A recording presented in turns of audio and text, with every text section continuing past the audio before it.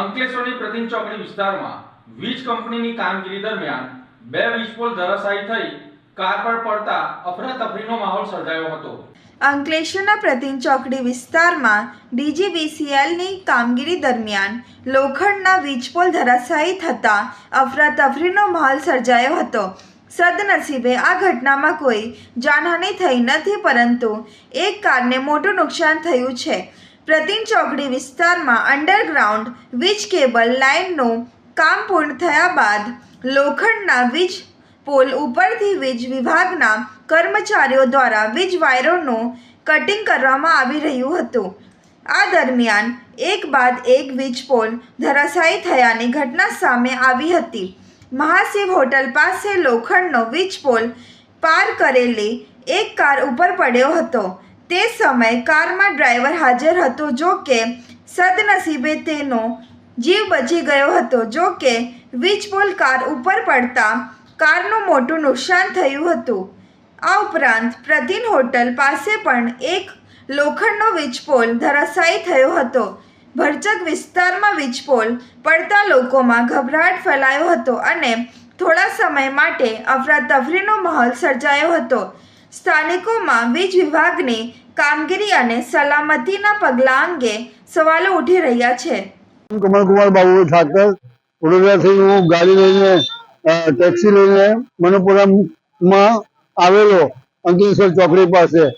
ત્યાં જીબી વાળા કામ કરતા વાયર કાપતા હતા, તો અચાનક થાંભલો મારી ગાડી પર પડ્યો। હું અંદર બેઠેલો હતો અને મારી ગાડીને નુકસાન થયું છે, તો જીબી જવાબદારી લેવા તૈયાર છે કે નહીં? અને મને વાગ્યું નથી। તમારા કારને કેટલું નુકસાન? મારી કારનું ઘણું નુકસાન થયું છે, ડેમેજ થયું છે, ટોટલ ઉપરથી એવું તૂટી ગયું છે, હોલ ને બધું થઈ ગયું છે। હાલ અંકલેશ્વરના પ્રતિન વિસ્તારની અંદર જીબીના કર્મચારીઓ દ્વારા વીજ વાયર અને જે વીજ કેબલના જે થાંભલા હોય છે, પોલ હોય છે, તેની કામગીરી કરવામાં આવી રહી છે। પરંતુ અહીંયા જીબીના કર્મચારીઓની ઘોર બેદરકારી સામે આવી છે। આપને હું દ્રશ્યો બતાવવા માંગીશ કે અહીંયા પ્રતિન ચોકડી જે છે, મહાશિવ હોટલની પાસે એ જે વીજ કર્મચારીઓ હતા તેઓ થાંભલા ઉપર ચડીને કામ કરતા હતા અને જે વાયર કટિંગ થતાની સાથે જે લોખંડનો વીજ પોલ છે તે એક કાર ઉપર પડ્યો હતો અને કારની અંદર સવાર ડ્રાઈવર પણ હતો, પરંતુ ડ્રાઈવરની સદનસીબે જે જાન હતી તેને કોઈ નુકસાન થયું નથી, પરંતુ તેની જે કાર છે તેને ખૂબ મોટું નુકસાન થયું છે। અને સાથે સાથે જો વાત કરવામાં આવે તો જે પ્રતિન હોટલ છે ત્યાં પણ આવી જે એક ઘટના બની છે, તેની અંદર પણ વીજ કર્મચારીઓ જે કામ કરી રહ્યા હતા અને એ કામ દરમિયાન બીજો પણ એક વીજપોલ ધરાશાયી થયો હતો। જો કે ત્યાં આગળ વીજપોલ ધરાશાયી થતાની સાથે જ આસપાસનો જે ભરચક વિસ્તાર છે તેની અંદર અફરાતફરીનો માહોલ સર્જાઈ ગયો હતો અને અહીંયા જો સ્પષ્ટપણે દેખાઈ રહ્યું છે જીબીના કર્મચારીઓને સુરક્ષાને લઈને ઘોર બેદરકારી સામે આવી છે અને આ જે કાર અને જે અન્ય વાહનોને નુકસાન થયું છે તે અંગે જીબીના કર્મચારી અને જે જીબી ઓફિસના જે અધિકારીઓ છે તેઓ શું કાર્યવાહી કરે છે તે જોવું રહ્યું। હાલ અત્યારે જ્યારે પણ ચોમાસાની ઋતુ આવતી હોય છે ત્યાં પણ તમે જોઈ શકો છો કે ઘણી બધી જગ્યા પર વીજ પોલ ના જે વાયર હોય છે તે ખુલ્લી હાલતમાં હોય છે, ડીપી હોય છે તે પણ ખુલ્લી હાલતમાં હોય છે, પરંતુ આજે જે અહીંયા જે ઘટના ઘટી છે તેની અંદર કોઈકનો જીવ જતા બચ્યો છે। પરંતુ જો આ ઘટનાની અંદર કોઈનો જીવ ગયો હોત તો જવાબદાર કોણ રહેતે? અને અહીંયા તંત્ર દ્વારા જે જીબીના કર્મચારીઓ તેમના દ્વારા જે કામગીરી કરવામાં આવી રહી હતી, પરંતુ કામગીરી દરમિયાન તેઓએ ન તો વાહન ચાલકો કે કોઈને પણ સુરક્ષાના જે નીતિ નિયમો હોય તે માટે અવગત પણ નતા કર્યા અને અત્યારે આ જે ઘટના બની છે તેની અંદર સ્પષ્ટપણે દેખાઈ રહ્યું છે કે જીબીના જે અધિકારીઓ છે તે ઘોર બેદરકારી રાખીને અત્યારે કામ કરી રહ્યા છે। Yogesh Patel, live Bharuch news channel, Ankleshwar.